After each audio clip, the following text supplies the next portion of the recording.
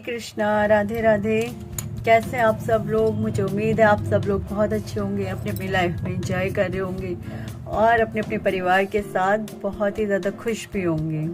End of course अब तो हम भगवत गीता के साथ साथ भगवत कथा भी सुन रहे हैं ना, तो उसमें तो और भगवान जी खुश हो रहे होंगे ना आप लोगों से, सबसे है ना, हम सभी से खुश हो रहे होंगे, राइट।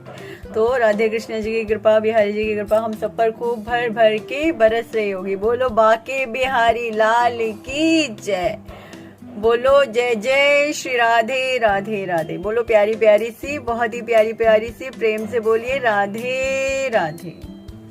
चलिए हम आगे बढ़ते हैं, वीडियो को एंड तक जरूर देखिएगा and let's continue. Shrimad Bhagwat Mahatmyam. कृष्णं नारायणं वंदे, कृष्णं वंदे व्रजप्रियं, कृष्णं द्वैपायनं वंदे, कृष्णं वंदे प्रथासुतम्। जय जय श्री राधे। प्यारी प्यारी सी राधे राधे के साथ साथ वीडियो को लाइक शेयर एंड सब्सक्राइब जरूर से कीजिएगा। और हम आगे बढ़ते हैं द्वितीय अध्याय, अध्याय नंबर 2। नारद जी ने कहा, भक्ति का दुख दूर करने के लिए नारद जी का उद्योग। नारद जी ने क्या किया वो बताते हैं। नारद जी ने कहा, बाले तुम व्यर्थ में ही अपने को क्यों खेद में डाल रही हो?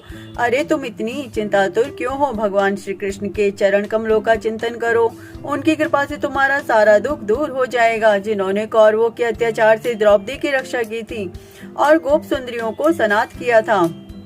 सनाथ मतलब वो अनाथ थी ना, जो गोप सुंदरियां थी, तो उनको सनाथ यानी उनको अपना हाथ दिया, अपना सानिध्य प्रदान किया था।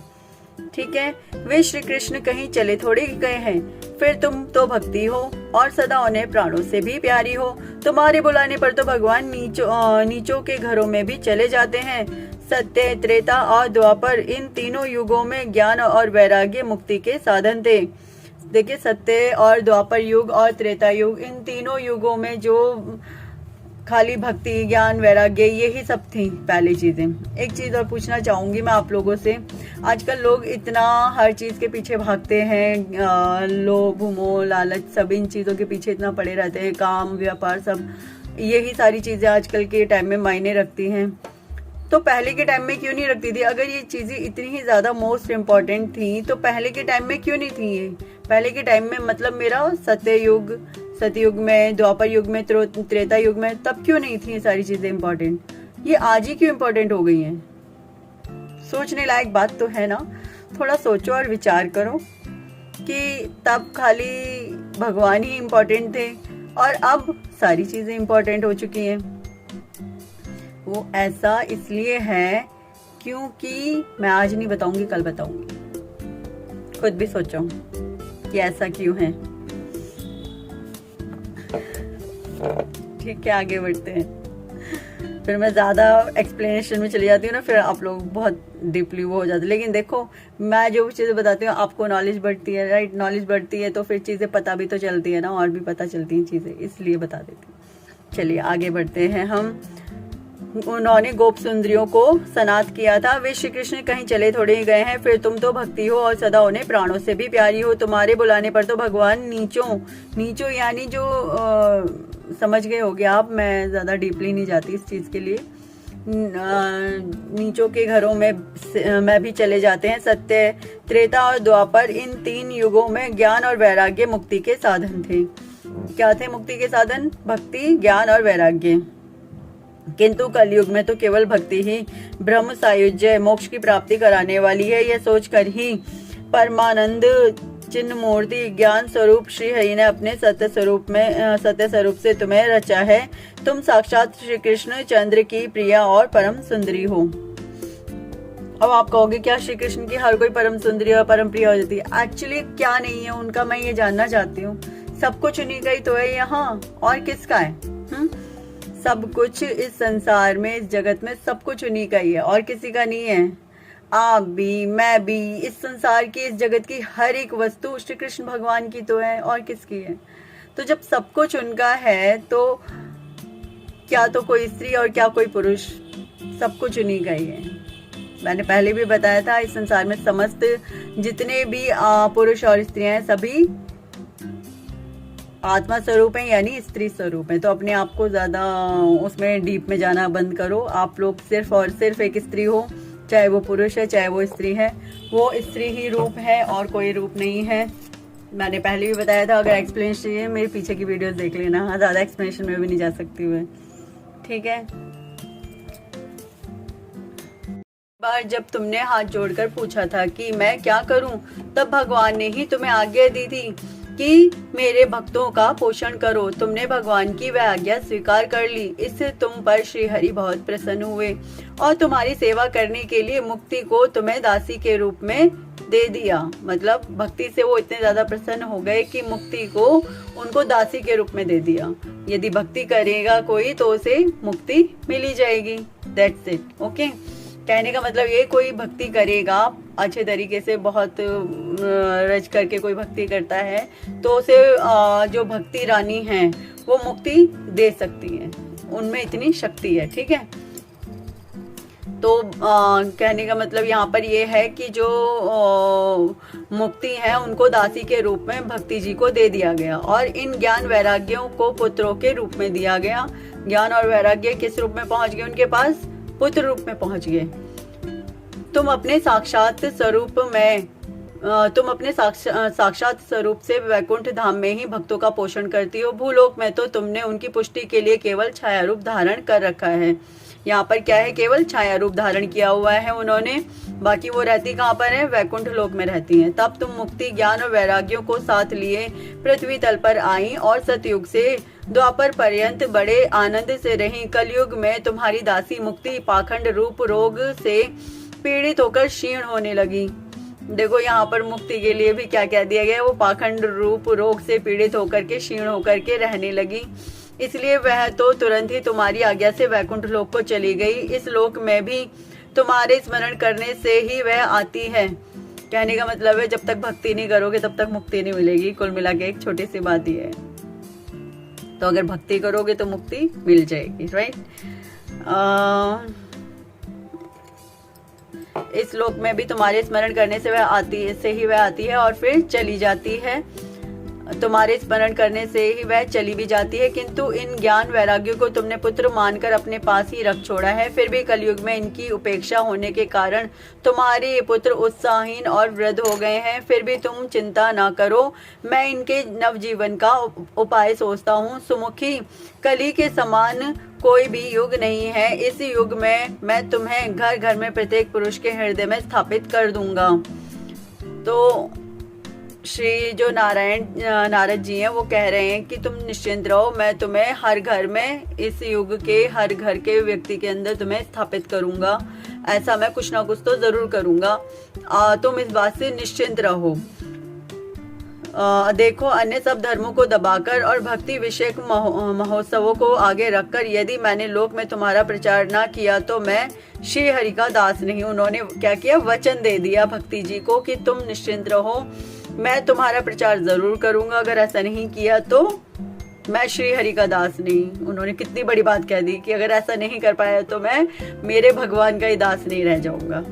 इस कलयुग में जो जीव तुमसे युक्त होंगे वे पापी होने पर भी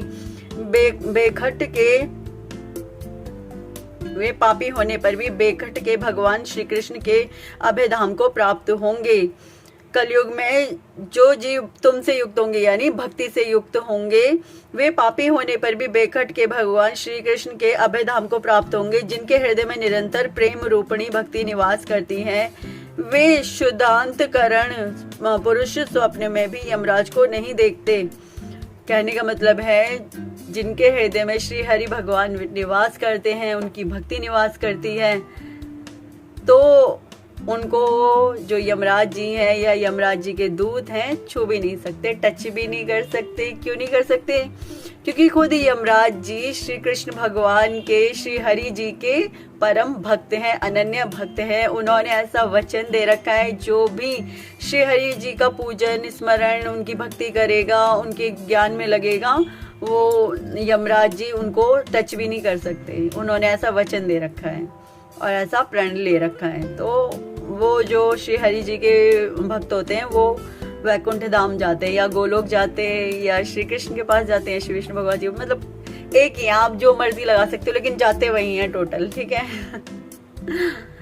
ये थोड़ी ना डीप व्याख्या है, अगर मैं करने बैठूंगी ना तो आप लोग यहाँ से सोचने कहोगे ये क्या बोले जा रही है, हमें तो कुछ समझ ही नहीं आ रहा, इसलिए वो चीज़ मैं समझाऊंगी नहीं अभी, क्योंकि अभी क्या है, अभी समझो पहले चीज़ों को, जब समझ जाओगे तब शायद सोच पाओगे कि वहाँ मैं क्या बोलना चाह रही थी उस जगह पे, ठीक है। अभी समझाने बैठूंगी तो गड़बड़ हो जाएगी सब,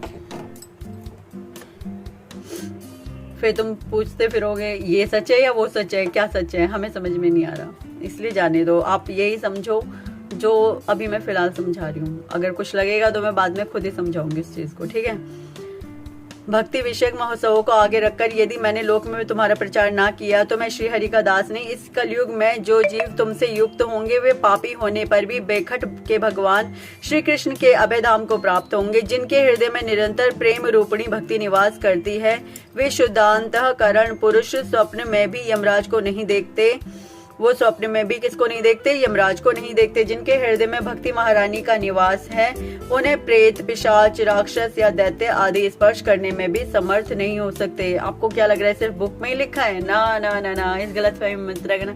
जो इस बुक में लिखा है ना एक्चुअली वो सारी ही बातें 100% सच है। वो सारी बातें, ऐसा नहीं है कि सिर्फ बुक में लिखा है, वो सारी बातें बिल्कुल की बिल्कुल सच है। ओके। तप, वेदाध्ययन, ज्ञान और कर्म आदि किसी भी साधन से भगवान वश में नहीं किए जा सकते, वे केवल भक्ति से ही वशीभूत होते हैं। इसमें श्री गोपीजन प्रमाण है। गोपीजन यानी जो गोपियां थी वो प्रमाण है इस बात की कि भगवान को केवल प्रेम भक्ति से ही वश में किया जा सकता है। आप किसी वैराग्य से या ज्ञान से उनको वश में नहीं कर सकते हैं, उनको केवल प्रेम से ही वश में किया जा सकता है।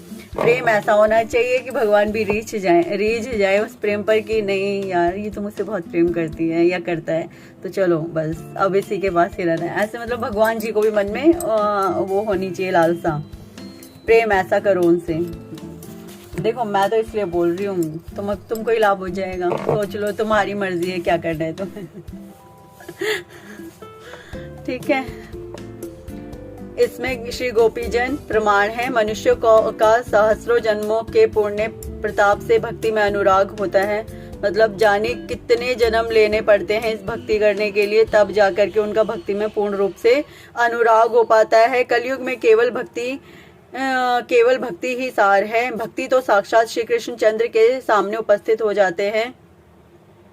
भक्ति से तो साक्षात श्री कृष्ण चंद्र सामने उपस्थित हो जाते हैं। अगर हम भक्ति करते हैं तो वो सामने आ जाते हैं हमारे। हाँ, प्रेम और भक्ति से वो हमारे बिल्कुल सामने आ जाते हैं। जो लोग भक्ति से द्रोह करते हैं वे तीनों लोगों में दुख ही दुख पाते हैं। पूर्व काल में भक्ति का तिरस्कार करने वाले दुर्वासा ऋषि को बड़ा कष्ट उठाना पड़ा था। बस व्रत, तीर्थ, योग, यज्ञ और ज्ञान चर्चा आदि बहुत से साधनों की कोई आवश्यकता नहीं है। एकमात्र भक्ति से ही मुक्ति मिल जाती है, देने वाली है। मतलब एकमात्र भक्ति ही मुक्ति देने वाली है। यदि आप भक्ति कर लोगे तो मुक्ति स्वतः मिल जाएगी। कहने का मतलब यदि आप प्रेम भक्ति करते हैं ना, भक्ति में भी प्रेम भक्ति, प्रेम एक होता है आपने काम किया, हाँ कर लिया, हो गया, चलो कर लिया, काम हो गया फटाफट।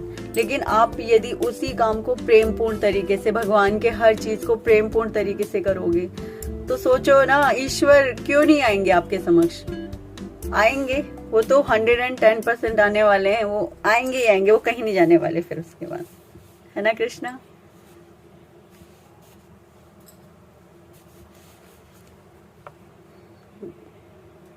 पूर्व काल में भक्ति का तिरस्कार करने वाले ऋषि को बड़ा कष्ट, दुर्वासा ऋषि को बड़ा कष्ट उठाना पड़ा था। उन्होंने क्या किया था? बस वो तीर्थ कर लेते थे, व्रत कर लेते थे, योग कर लिया, यज्ञ कर लिया और ज्ञान चर्चा आदि सब कर लिया, लेकिन भक्ति नहीं करते थे ढंग से, प्रेम भक्ति नहीं करते थे। तो आदि बहुत से साधनों की कोई भी आवश्यकता नहीं है, एकमात्र भक्ति से ही मुक्ति मिल जाती है। भक्ति ही मुक्ति देने वाली है। सूत जी कहते हैं, इस प्रकार नारद जी के निर्णय किए हुए अपने महात्म्य को सुनकर भक्ति के सारे अंग पुष्ट हो गए और वे उनसे कहने लगी, मतलब भक्ति जी खुश हो गई, प्रसन्न हो गई। तो फिर भक्ति जी ने नारद जी से कहा, नारद जी आप धन्य हैं, आपकी मुझ में निश्चल प्रीति है। मैं सदा आपके हृदय में रहूंगी, आपको कभी भी छोड़कर नहीं जाऊंगी। साधो, आप बड़े कृपालु हैं, आपने क्षण भर में ही मेरा सारा दुख दूर कर दिया, किंतु अभी मेरे पुत्रों में चेतना नहीं आई है, आप इन्हें शीघ्र ही सचेत कर दीजिए, जगा दीजिए। सूत जी कहते हैं, भक्ति के ये वचन सुनकर नारद जी को बड़ी ही करुणा आई और वे उन्हें हाथ से हिला डुलाकर जगाने लगे। फिर उनके कान के पास मुंह लाकर जोर से बोले, ओ ज्ञान, जल्दी जग पड़ो, ओ वैराग्य, जल्दी जग पड़ो। फिर उन्होंने वेद ध्वनि, वेदांत घोष और बार बार गीता पाठ करके उन्हें जगाया। इससे वे जैसे तैसे बहुत जोर लगाकर उठे, किंतु आलस्य के कारण वे दोनों जम्भाई लेते रहे, नेत्र उघाड़कर देख भी नहीं सके। उनके बाल बगुलों की तरह सफेद हो गए थे, उनके अंग प्रायः सूखे कंठ के समान निस्तेज और कठोर हो गए थे।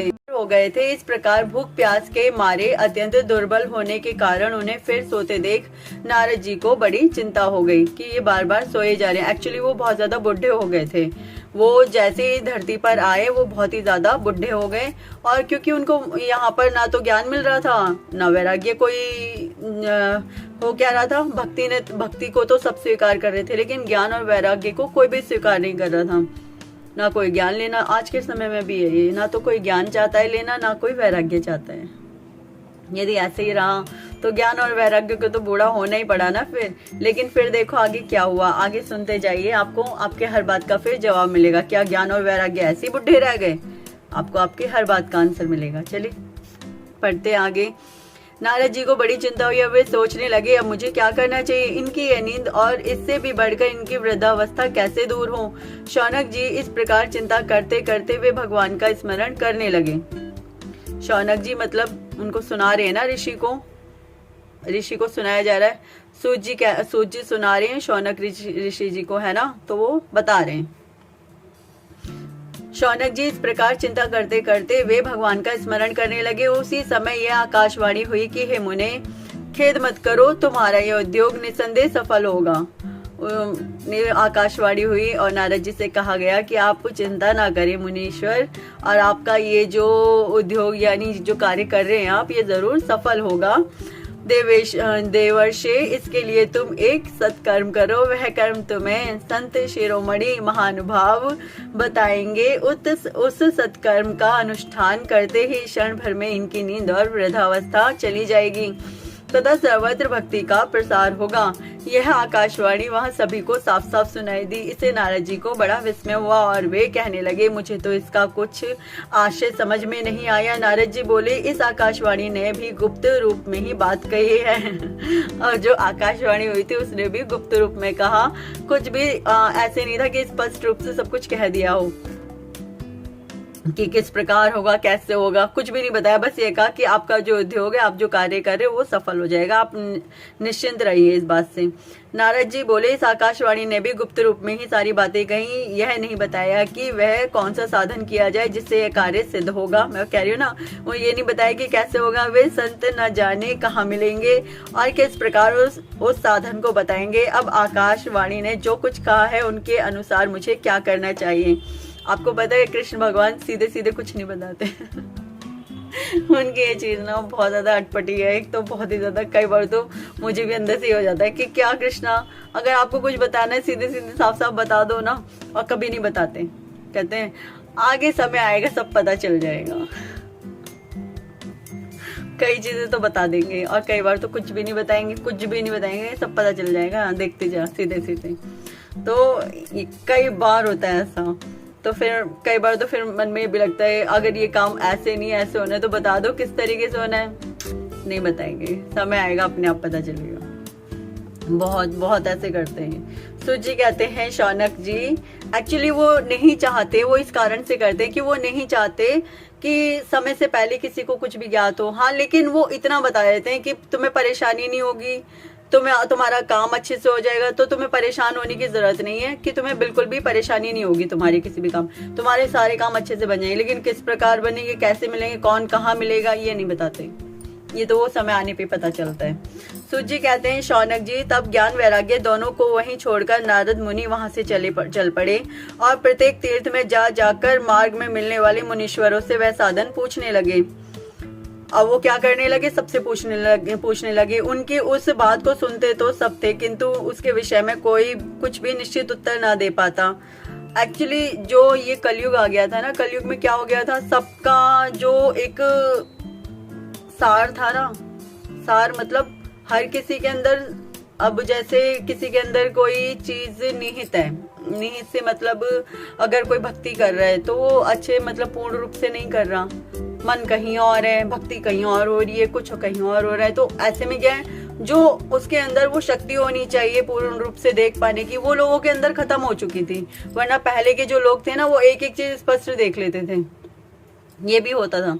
तो सूत जी कहते हैं, शौनक जी, तब वैराग्य और ज्ञान दोनों को वहीं छोड़कर नारद मुनि वहां से चल पड़े और प्रत्येक तीर्थ में जाकर मार्ग में मिलने वाले मुनीश्वरों से वह साधन पूछने लगे।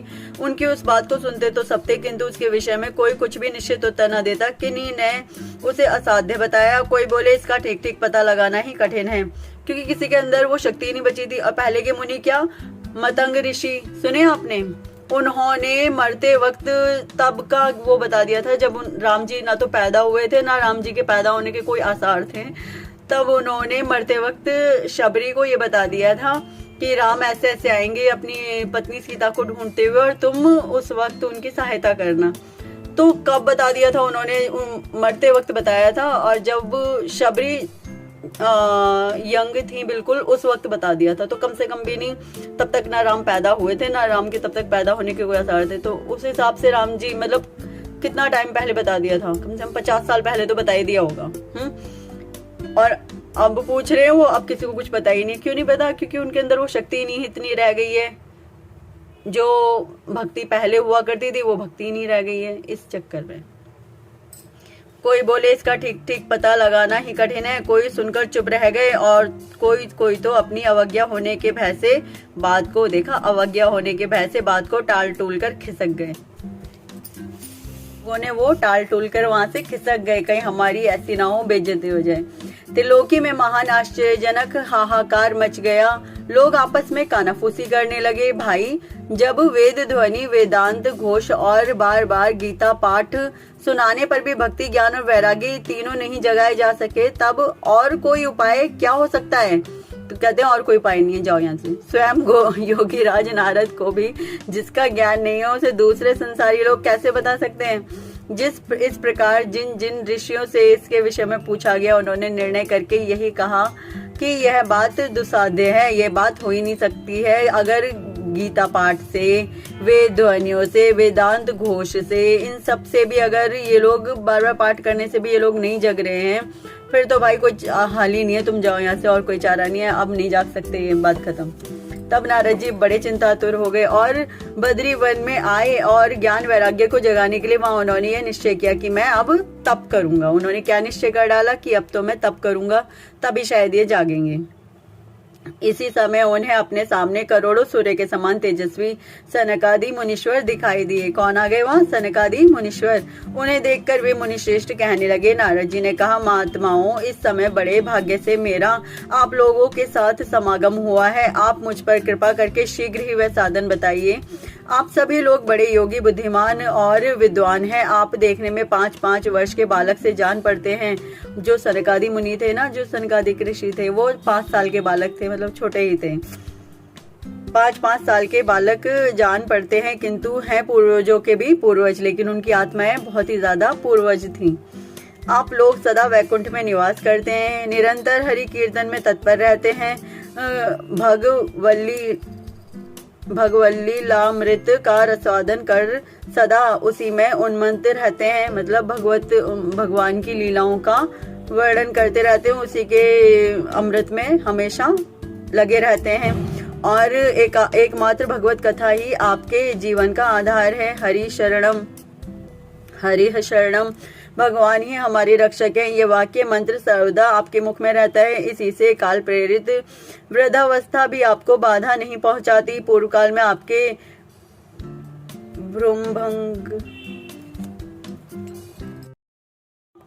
भ्रूभंग मात्र से भगवान विष्णु के द्वारपाल जय और विजय तुरंत पृथ्वी पर गिर गए थे। जय विजय की कहानी पता है ना, वही तो बने थे।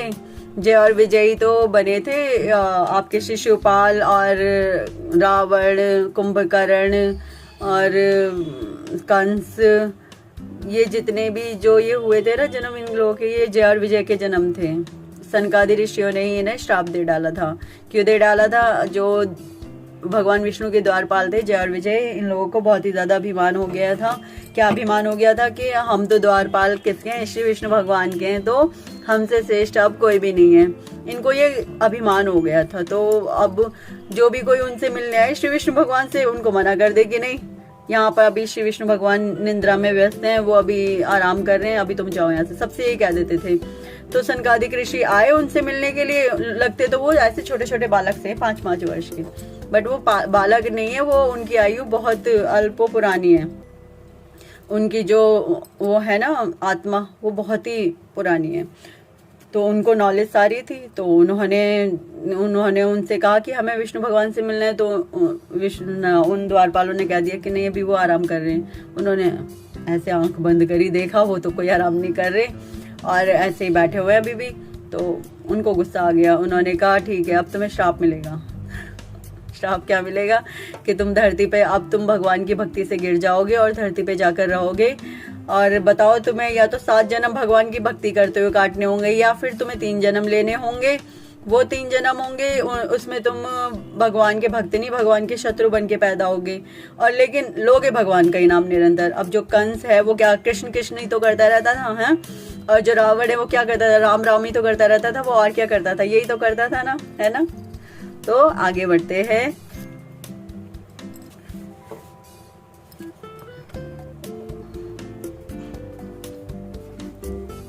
भ्रूभंग मात्र से भगवान विष्णु के द्वारपाल जय और विजय तुरंत पृथ्वी पर गिर गए थे और फिर आपकी कृपा से वे पुनः बैकुंठ लोक पहुंच गए। धन्य है, इस समय आपका दर्शन बड़े सौभाग्य से ही हुआ है। मैं बहुत दीन हूँ और आप लोग स्वभाव से ही दयालु हैं, इसलिए मुझ पर आपको अवश्य कृपा करनी चाहिए। वो कह रहे हैं मैं बहुत ज्यादा दीन हूँ और आप लोग बहुत ही ज्यादा कृपालु हैं, तो आप लोगों को अवश्य ही मुझ पर कृपा करनी चाहिए। बताइए, आकाशवाणी ने जिसके विषय में कहा है वह कौन सा साधन है? वो कह रहे हैं कि आप बताइए कि वह क्या, कौन सा तरीका है जिससे कि मैं ज्ञान और वैराग्य को यहाँ जीवित कर सकूं। जीवित से मतलब खड़ा कर सकूं। ये बिल्कुल ही वृद्ध हो गए और सोए पड़े रहते हैं, उठ ही नहीं पा रहे हैं। और मुझे इस प्रकार उनका अनुष्ठान करना चाहिए, मतलब मुझे किस प्रकार उनका अनुष्ठान करना चाहिए, आप इसका विस्तार से वर्णन कीजिए। भक्ति, ज्ञान और वैराग्य को किस प्रकार सुख मिल सकता है और किस प्रकार इनकी प्रेम पूर्वक सब वर्णों में प्रतिष्ठा की जा सकती है, मतलब सभी जगह कैसे इनको वापस से स्थापित किया सकता है। सनकादि ने कहा, देवर्षि आप चिंता ना करें, मन में प्रसन्न हो। उनके उद्धार का एक सरल उपाय पहले से ही विद्यमान है। नारद जी आप धन्य हैं, आप विरक्तों के शिरोमणि हैं, श्री कृष्ण दासों के शाश्वत पथ प्रदर्शक एवं भक्ति योग के भास्कर हैं। देखिए, भगवान के प्रचार में लगे, ठीक है। ईश्वर का प्रचार करेंगे, जितना प्रचार करेंगे उतने श्रीहरि के निकट होंगे, है ना। तो ईश्वर का प्रचार करिए। प्रचार करने के साधन कई होते हैं। अब जैसे मैं ये वीडियोस बना रही हूँ, तो आप क्या कीजिए, शेयर कर दीजिए। ये भी एक प्रचार में आता है, क्योंकि जब आप लोगों के द्वारा शेयर किया हुआ उन लोगों तक पहुंचेगा, तो जिनको जरूरत है, तो भगवान जी भी तो देख रहे हैं ना, शेयर किसने किया था। तो वो भगवान जी वो फल आपको देने वाले, ठीक है, टेंशन ना लो। अरे यार, फल वगैरह एक अलग बात है, भक्ति में लगो ना। मैं कहती हूँ भक्ति करो, भगवान फल तो स्वतः दे देंगे।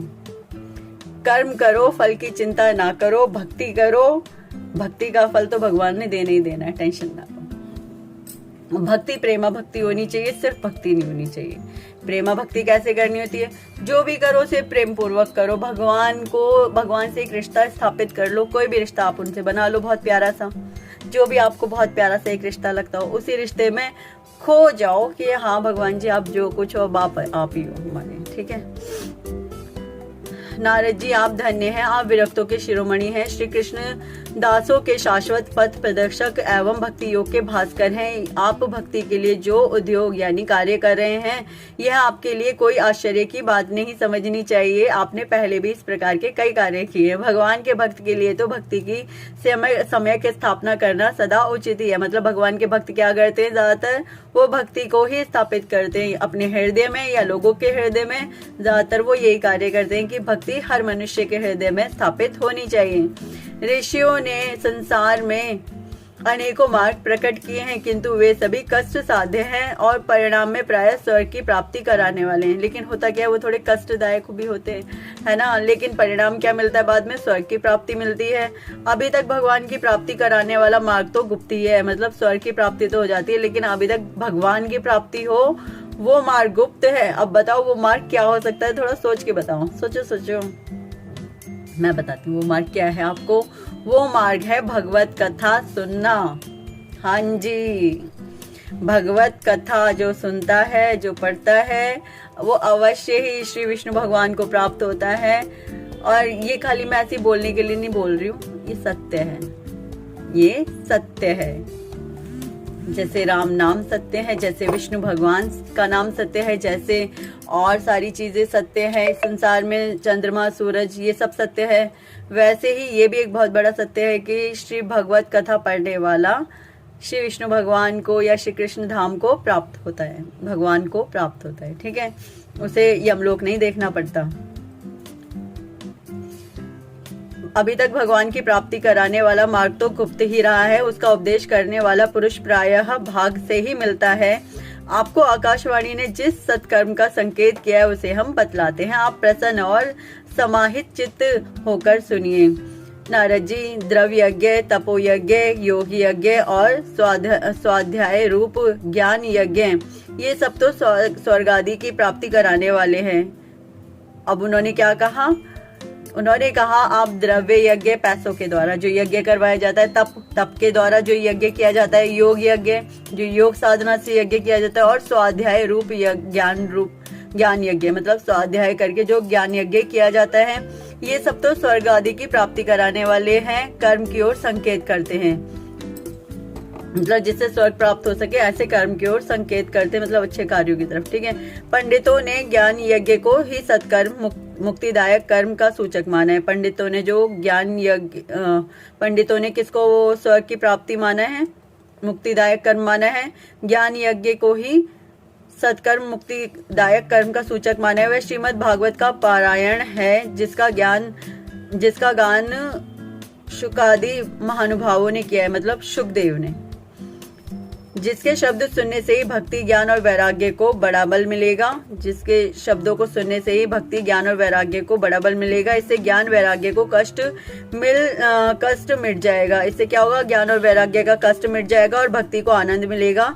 सिंह की गर्जना सुनकर जैसे भेड़िए भाग जाते हैं, उसी प्रकार श्रीमद् भगवत की ध्वनि से कलयुग के सारे दोष नष्ट हो जाएंगे। श्रीमद् भागवत कथा के ध्वनि से कलयुग के सारे राक्षस दोष भाग जाएंगे। प्रवाहित करने वाली भक्ति ज्ञान और वैराग्य को साथ लेकर प्रत्येक घर और व्यक्ति के हृदय में क्रीड़ा करेगी। नारद जी ने कहा, मैंने वेद वेदांत की ध्वनि और गीता पाठ करके उन्हें बहुत जगाया, किंतु फिर भी ज्ञान भक्ति और वैराग्य ये तीनों नहीं जगे। ऐसी स्थिति में श्रीमद् भागवत कथा सुनने से वे कैसे जगेंगे, क्योंकि उस कथा के प्रत्येक श्लोक और प्रत्येक पद में भी वेदों का ही तो सारांश है। आप लोग शरणागत वत्सल हैं और तथा आपका दर्शन कभी व्यर्थ नहीं होता, इसलिए मेरा ये संदेह दूर कीजिए, इस कार्य में विलंब न कीजिए। सनकादि ने कहा, श्रीमद् भागवत की कथा वेद और उपनिषदों के सार से बनी है, इसलिए उनसे अलग उनकी फल रूपा होने के कारण वह बड़ी उत्तम जान पड़ती है। जिस प्रकार रस वृक्ष की जड़ से लेकर शाखाग्र पर्यंत रहता है, किंतु इस स्थिति में उसका आस्वादन नहीं किया जा सकता, वही जब अलग होकर फल के रूप में आ जाता है, तब संसार में सभी को प्रिय लगने लगता है।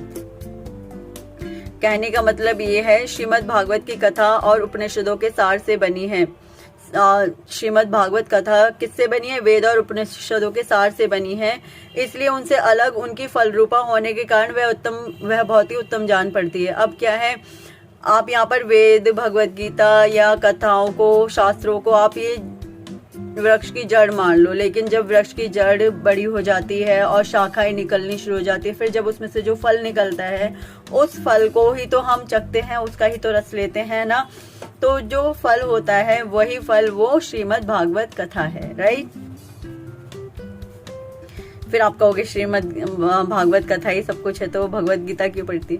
देखो, भगवत गीता भी अपनी जगह आपको इस संसार में किस तरीके से जीना है ये सिखाती है। लेकिन श्रीमद् भागवत कथा वो अपने आप में एक सर्वस्व, संपूर्ण, सब कुछ सर्वश्रेष्ठ है। आप ये समझ लो, श्रीमद् भगवत गीता या श्रीमद् भागवतम कथा यदि आप पढ़ रहे हैं इनको, तो कृष्ण भगवान आप पर इतने ज्यादा प्रसन्न है ना, जिसकी कोई लिमिट नहीं है। ठीक है, आप ये कृपा समझिए उनकी कि वो स्वयं साक्षात इस रूप में आपके पास पधार चुके हैं। ये कृपा है उनकी, समझ गए।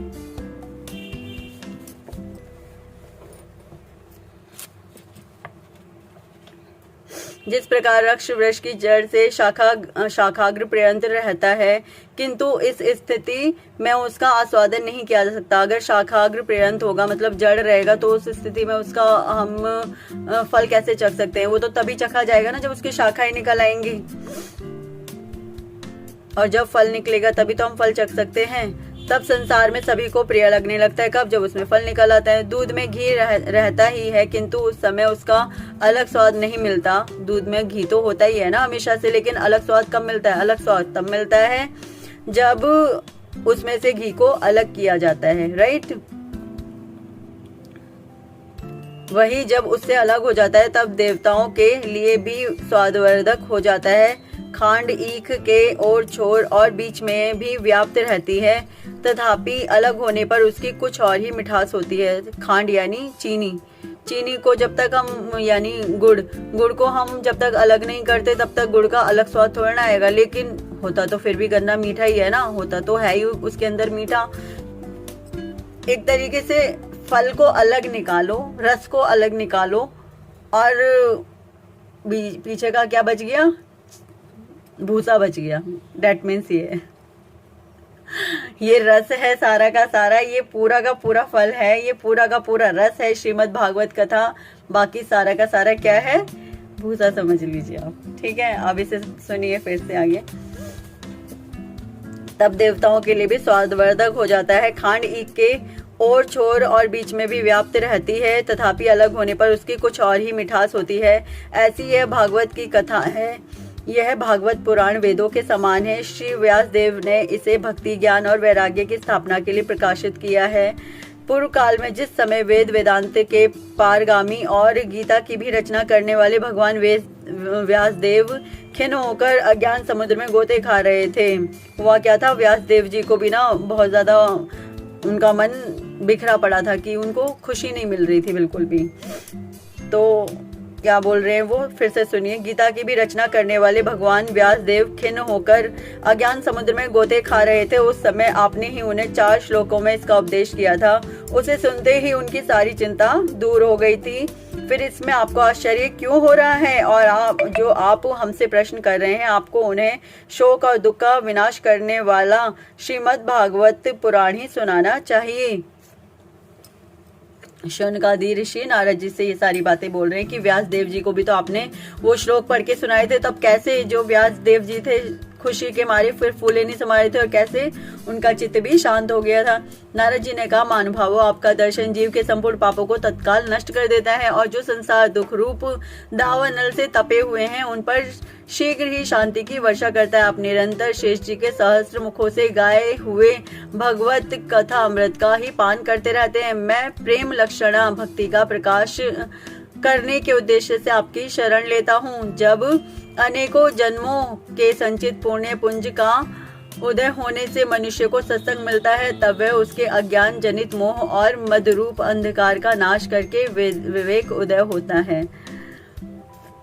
चलिए, इस तरीके से यह अध्याय यहीं पर ही संपूर्ण होता है। इति श्री पद्म पुराणे उत्तराखंडे श्रीमद् भागवत महात्म्य कुमार नारद संवादो नाम द्वितीय अध्याय है।